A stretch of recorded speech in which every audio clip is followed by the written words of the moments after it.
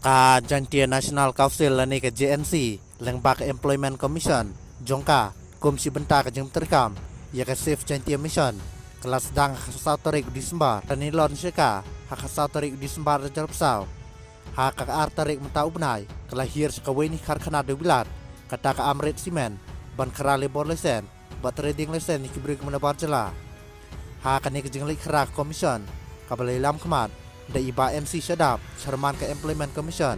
bat iba Amei Bantai Lang Sukai, Secretary Commission, rengkat ke Jing Seranlang, Ginoi Lam ke CEC, kelas sedang Syuana Amrit Simen, ban kerai kot kisla jeng kibreu, jembada barjala, bat akani ke Jeng Kera, lab ada kipho pengut, kibom don ikot kisla kibabiang,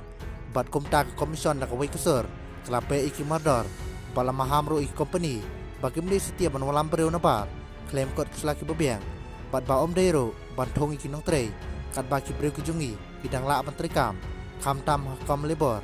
ni ke Jeng Kera kaseng kalong si benta bandawam menteri kam no ya kamat ke ba kaseng kalabu apa ke Safe Jantia Mission kata bencana no di kulisi ki ba temai halor ke tongkam tungjam kam tam ke dan ke ba ki breu jungi bidang la menteri haba a Jeng Keren General Secretary JNC CEC uba wan swa suting ulang bai ke bombieng kot kisla dei ban bae no mardor bat om deiro ban wara breu nabar kat baki breu trai jakap trai puta bidang la ban trai kam